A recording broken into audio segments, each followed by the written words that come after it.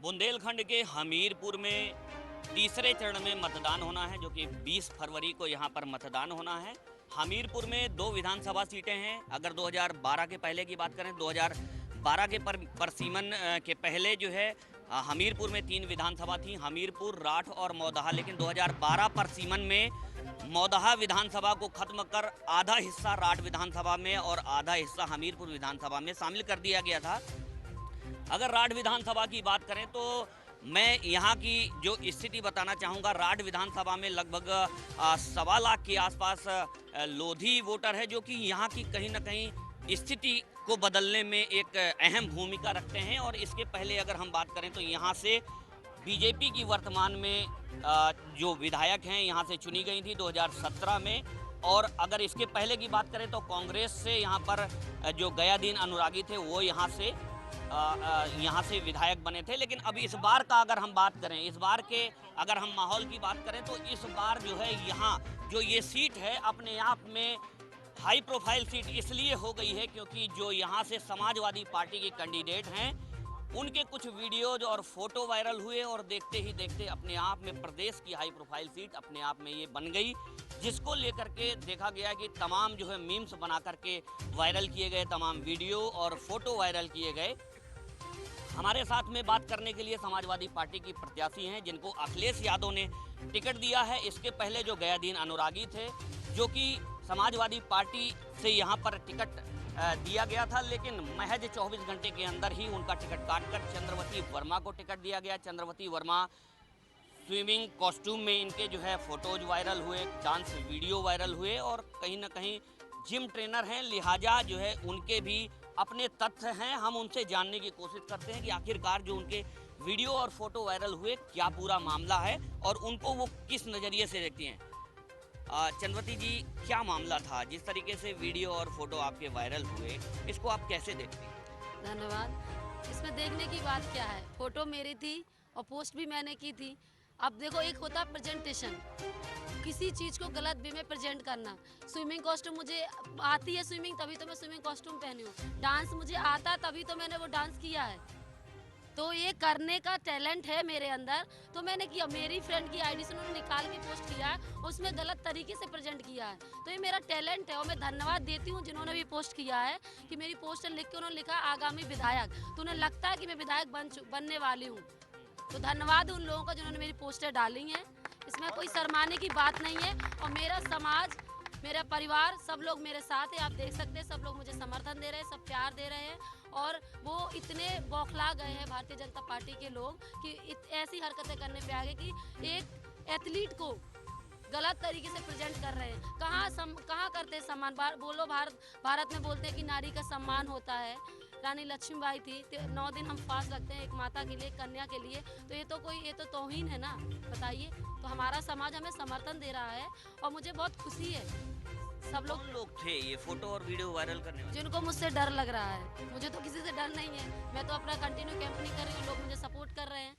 लेकिन जिनको डर लग रहा है तभी तो ऐसी हरकतें कर रहे हैं। अच्छा, अगर वीडियो और फोटो की बात करें तो वीडियो और फोटो आपके, हम पहले की बात करें तो आप कहाँ पर पहले रही हैं? आपका जो शिक्षा और दीक्षा रही वो कैसी रही? और जिम ट्रेनर, जिस तरीके से आप कहती हैं आप जिम ट्रेनर रही हैं, और वो फोटो भी कहीं ना कहीं उसी समय के और फोटो वीडियोज भी हैं, तो ये कहाँ के हैं और कब के हैं?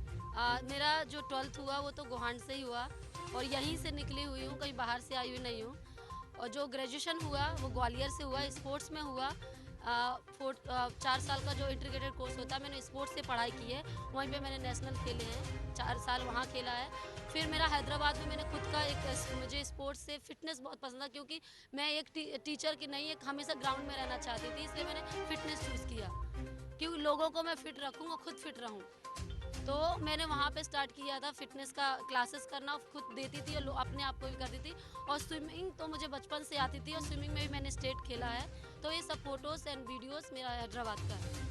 अच्छा, अगर बात करें राठ विधानसभा की, तो राठ विधानसभा अपने आप में एक पिछड़ी विधानसभा है और यहाँ पर जो विकास के मुद्दे हैं, आपको क्या लगता है कौन से डेवलपमेंट यहाँ पर होने चाहिए जो अभी तक पिछली सरकारों में या पिछले जो यहाँ पर विधायक रहे हैं उनने उस ओर ध्यान नहीं दिया? कौन से मुद्दे हैं जिनको लेकर के आप मैदान में? देखो, ये पिछड़ा एरिया है, लेकिन हमें भेजा गया है इसको सुधार करने का, और हम सबकी जिम्मेदारी है, हर एक नागरिक की जिम्मेदारी है कि वो सफाई करे। सबकी, अगर किसी के बच्चे पढ़ते हैं तो उनको सपोर्ट करना चाहिए, उनका किसी का मोरल डाउन नहीं करना चाहिए, क्योंकि अगर कोई बंदा नहीं कर पाता है, अगर उसको मोरल डाउन करता है तो जो अगर वो सोचता भी ये कर लूँगा तो वो नहीं कर पाते।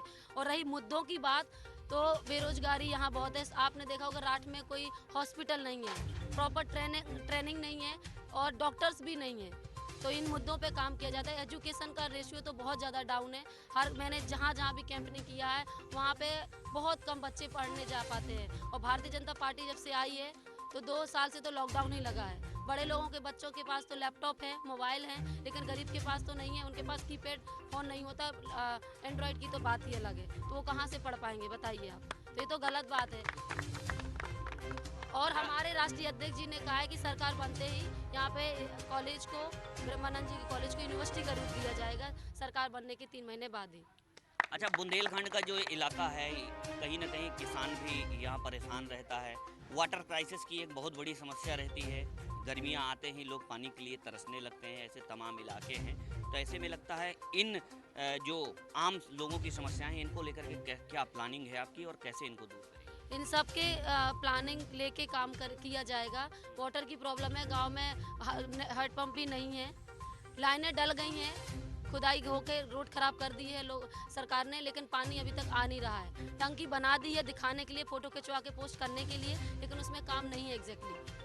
जहाँ देखो, जहाँ हर चीज़ को स्टार्ट तो किया है लेकिन एग्जीक्यूट नहीं किया है, तो उसको काम करना है एक प्रॉपर ढंग में। क्योंकि देखो, एक अच्छा राजा वही होता है जिसकी प्रजा परेशान ना रहे। तो मुझे आशीर्वाद जो दिया है हमारे राष्ट्रीय अध्यक्ष जी ने और हमारे परिवार ने, राजपूत समाज ने, मेरे समाज ने और सर्व समाज ने, तो मैं यही कहूँगी कि मैं हर एक छोटे से लेवल से उठ के आई हूँ, हर समस्या में पली बड़ी हूँ। तो किसी को भी, किसी गरीब को भी, किसी के ऐसे काम नहीं है कि जो नहीं करूँगी। हर इंसान के हर साथ में कंधे से कंधा मिला के चलूँगी। एक बेटी और बहू के बन के मैं काम करूँगी, कोई नेता बन के काम नहीं करूँगी। अच्छा, एक सबसे बड़ी समस्या किसानों को लेकर के अन्ना जानवरों की भी आती है। इस क्षेत्र में भी देखने को मिलती है। हाईवेज और सड़कों पर जो है जानवर जो है आपको बड़ी तादाद में देखने को मिलेंगे। उनको लेकर के कुछ प्लानिंग? नहीं, उनके बारे में अभी मेरी इतनी ज़्यादा प्लानिंग नहीं है। अच्छा, इसके अलावा अगर हम बात करें, 2017 में यहाँ से बीजेपी की विधायक चुनी गई थी। आपको समाजवादी पार्टी के राष्ट्रीय अध्यक्ष ने यहाँ पर मौका दिया है, तो क्या इसके पहले देखा गया है कि अनुरागी जी को यहाँ से टिकट दिया गया? तो ऐसा क्या था कि वो अचानक 24 घंटे में टिकट में बदलाव किया गया और आपको वो टिकट दे दी? इस सर्वे के अकॉर्डिंग हुआ है, क्योंकि मैं उनसे 3-4 बार मिल चुकी हूँ।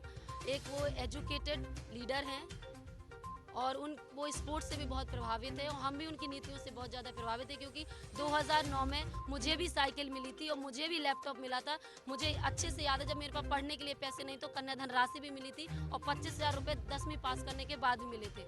तो कहीं ना कहीं हम उनसे बहुत ज़्यादा प्रभावित। जब उनसे मिलने गए तो उन्होंने यही कहा कि अच्छी बात है कि आप युवा हो और इतना छोटे से गांव से निकल के आपने हर स्थिति को देख के अपने आप को बढ़ाया है, तो आप मेहनत करिए। अगर सर्वे में आपका नाम आता है तो हम आपको टिकट देंगे। और उन्होंने और हमारी पार्टी के जो लोग हैं उन लोगों से जो पूछा गया, उन लोगों ने भी बहुत मेरा सपोर्ट किया है। आप स्पोर्ट्स से आती हैं, जिम ट्रेनर रही हैं और स्पोर्ट आपका कहीं ना कहीं आपके कैरियर से भी जुड़ा हुआ था। तो पॉलिटिक्स में आने का क्या रीज़न था? कैसे, क्या पहले से ही प्लानिंग थी या बाद में कुछ ऐसी स्थितियां बनी, परिस्थितियां बनी कि आप पॉलिटिक्स में आ गए? देखो, लीडर, एक नेता बनने का तो इतना शौक नहीं था, बट समाज सेविका बनने का हमेशा शौक रहा है, छोटे से ही रहा है।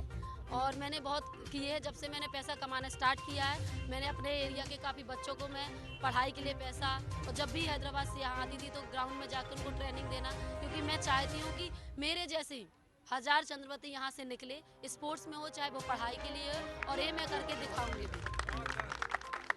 तो ये थी समाजवादी पार्टी की प्रत्याशी राजपूत चंद्रवती वर्मा, जिनका साफ तौर पर कहना है कि जो यहाँ की लड़कियाँ इस विधानसभा की, उनको साफ तौर पर आगे बढ़ाने की प्लानिंग है। और जो आम समस्याएं हैं, जो मूलभूत सुविधाओं की यहाँ पर का जो अभाव है राड विधानसभा में, उनको भी पूरा करने का कहीं ना कहीं इनका प्रयास है। अब देखने वाली बात होगी कि जिस तरीके से इनका जनसंपर्क लगातार जो है जारी है, लोगों से अपील कर रही हैं अपने पक्ष में वोट देने की। अब इसको वोटों में कितना कन्वर्ट कर पाती हैं, ये देखने वाली बात होगी। कैमरा पर्सन सिमम राज के साथ राजेश सोनी।